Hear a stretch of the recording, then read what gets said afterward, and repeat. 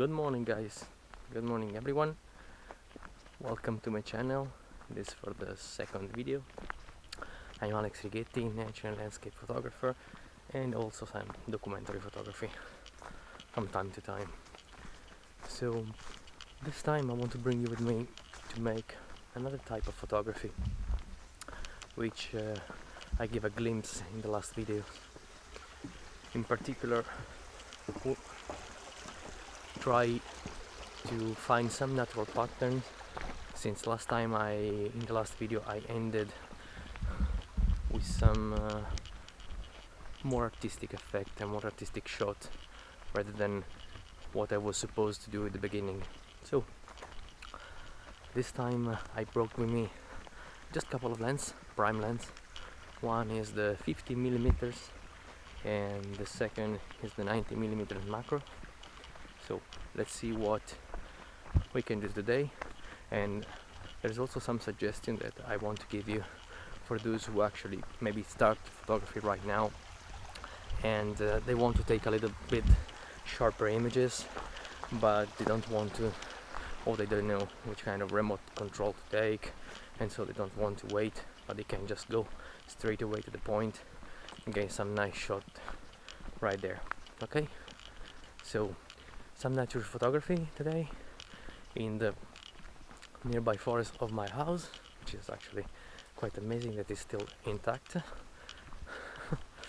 And then some tips, especially for the beginners who would like to improve their pictures and having a little bit sharper and steady images.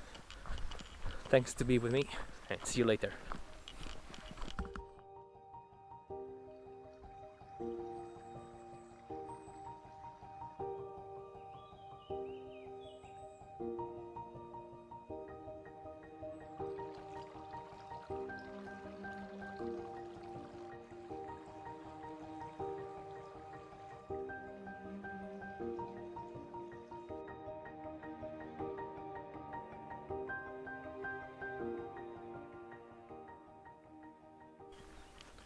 So we've almost arrived at the spot. I'm trying to be as silent as possible and talking with low tone of voice, since I found out some fresh footprint nearby and also some fresh droppings from wild boar and another one from roe deer. So they are used to be in this environment, and I saw them several times during the early morning or late sunset, so I don't want to disturb them. They try to be quiet, and I don't want to interrupt their daily routine usually, also because I would like to come back here to try to make some wildlife shot, and if I disturb them too much, there's the risk that they don't come back here. So we're coming a little bit further into the forest now, and well, I hope you enjoy the nature and the surroundings so far. See you in a while at the spot directly.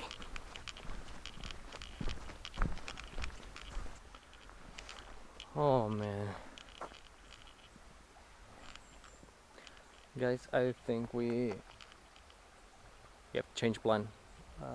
There's a fallen tree here that is blocking the passage. So let me check if I can just find a way here too.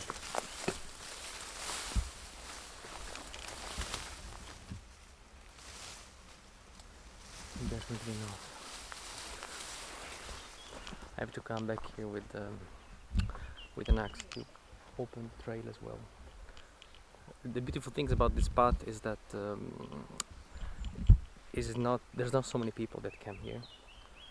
That's a good part. Unfortunately, sometimes the things happen, so I have to take care of the path, me or someone else that just passed by. In the meanwhile, then you have some blackberry and come back.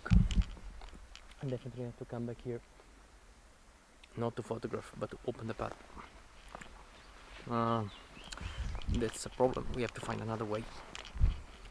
So let's go to another spot that I have found here, and hopefully it's gonna be good.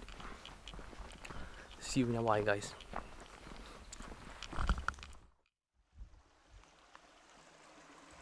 So guys, we have arrived in the spot and it's ready. Almost 10 minutes that I'm trying to find some composition. As you can see, I have 50mm lens.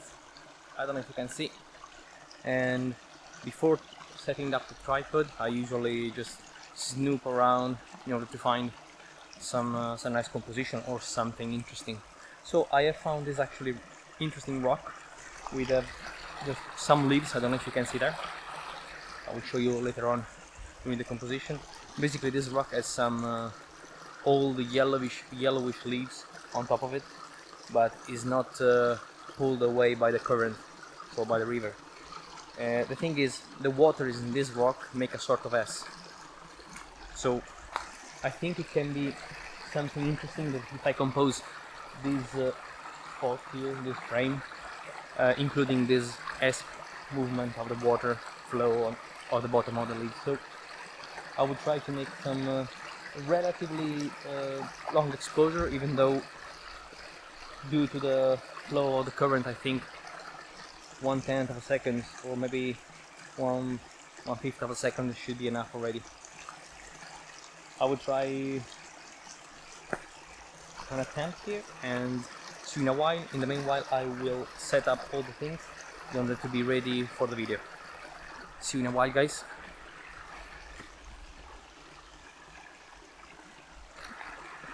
Welcome back after this short break. So I set up everything, and now I will try to show you how exactly I had in mind. What exactly I had in mind. So, okay. I don't know if you can see. I will zoom a little bit. So I want to just try to explain briefly. So if you see here, there is a leaf that just lays on top of this steady rock, and the water flow goes from the top up to the left, and then just start to veer on the right again and make a sort of nest here. I will try to keep the shutter speed around half a second or roughly at this speed, and see if I can get something interesting. Let's try the first attempt.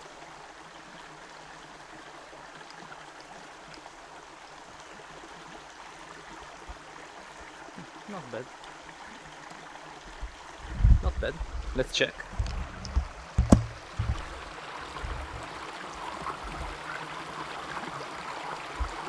I think I will try to speed up a little bit the shutter speed. Probably it's too much, it's too long. Let's see what I can do, if I can get a better visible tray here. By the way, I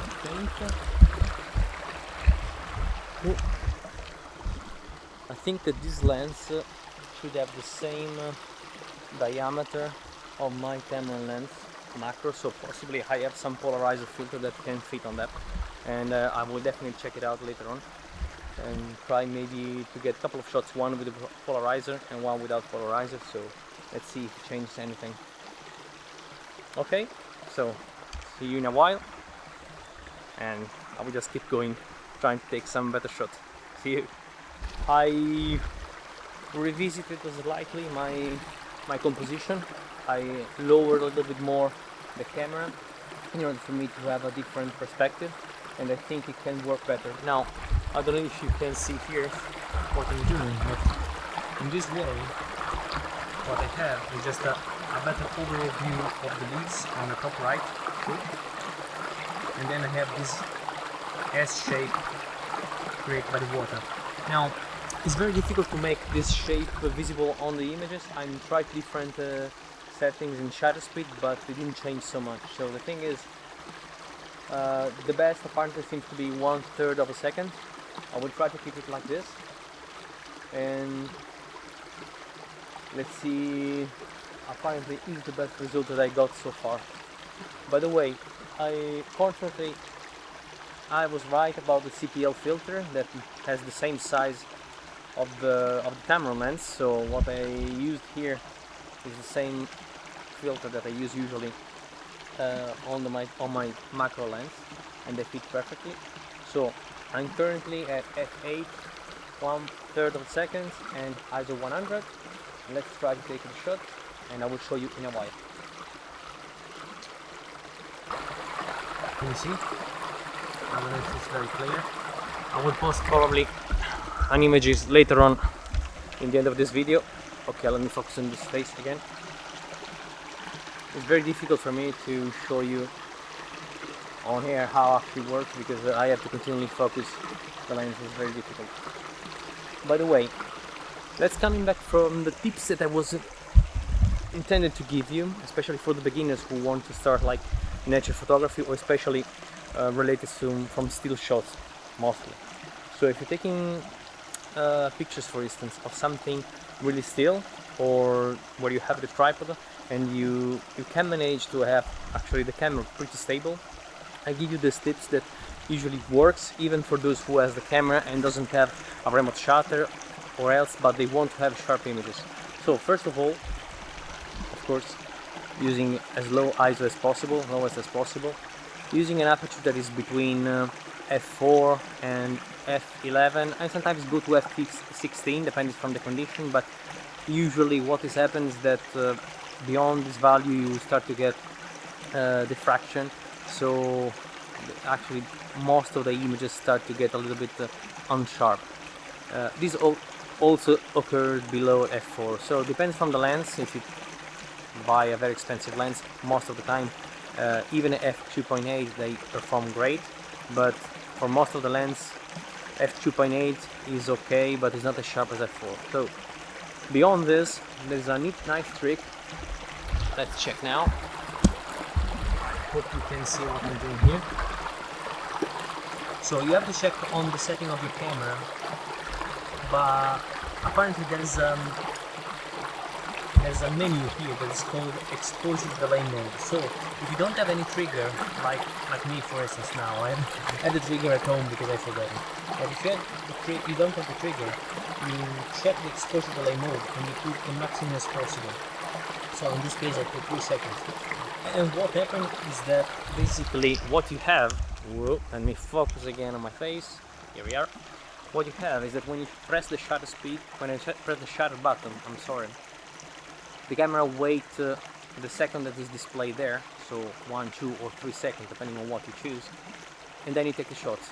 This allows you to take the pictures, remove your hands to don't shake the tripod or the camera, and the camera then start to take the pictures. Now of course you have to be in the reach of the camera. If you're shooting in a very uncomfortable position and you cannot reach the camera and you need a shutter speed from the remote control to be far away, that's no excuse there, you have to buy one. But if you it's about to start, and you would like to make some nature shots of long exposure or relatively long exposure, this is very important trick. I noticed that this is very useful, especially from relatively short, long shutter speed. I don't know if you can understand what I'm saying. Let's say if you make a 30 seconds of exposure, that's fine, that's not a problem. But if you take an exposure like me in this moment, like 1/3 of a second, half a second, 1, 2 seconds, this is incredibly useful because at this relatively long shutter speed, or at least shorter than 1 or 2 seconds, but not so fast to freeze the movement or shake up the camera, this becomes extremely important, and I assure you, you can see the difference in this.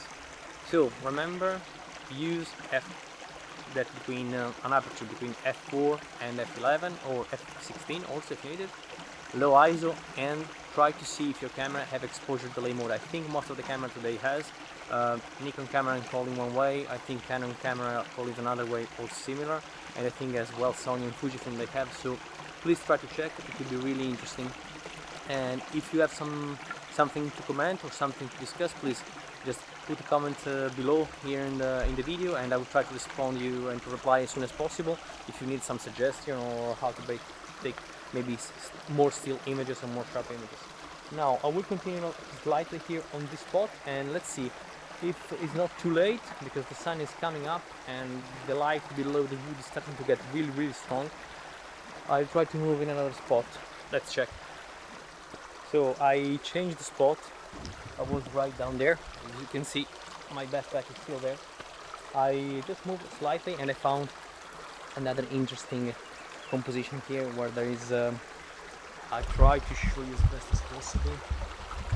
You see that leaves down there is actually located right on top of a very colorful stone, and I will try to post in the images in the end, so please give me a feedback. I think I like these images much more than before, than the other one, because there is much more color in a simple images. The subject is very simple, it's just a yellow leaves on top of a rock, but the thing is there are more interesting things and details to capture in this frame. Now I'm trying to take another pictures about another composition right nearby, but I'm not sure about this. So probably I won't post it to avoid you to insult me. Anyway, let's see.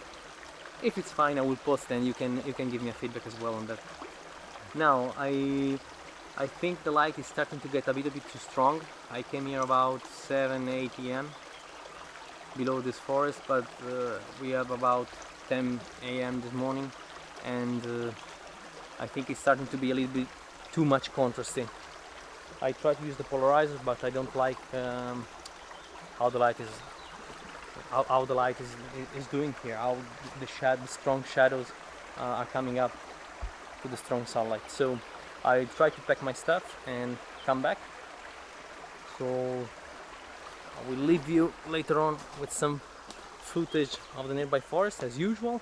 And please, if there's something that you want to say, please ask in the comment below, and I will try to reply as soon as possible. Suggestion also to make a better video.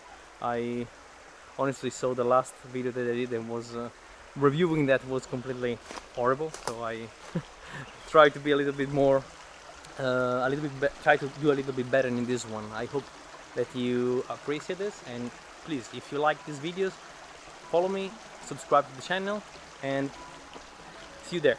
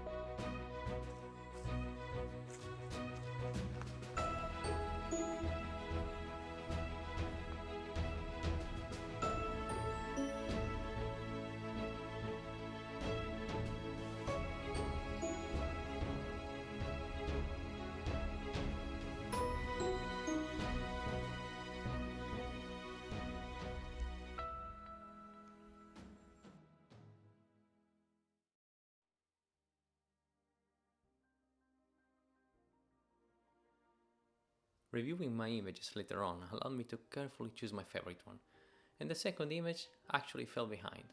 It was static and not on what it looked like at the beginning, as I thought. On the other hand, the first image that included a perfectly located subject with a water flow from top to down of the frame generated a much better dynamic look, making this shot much more interesting and, to me, worthy to be called a real fine art image.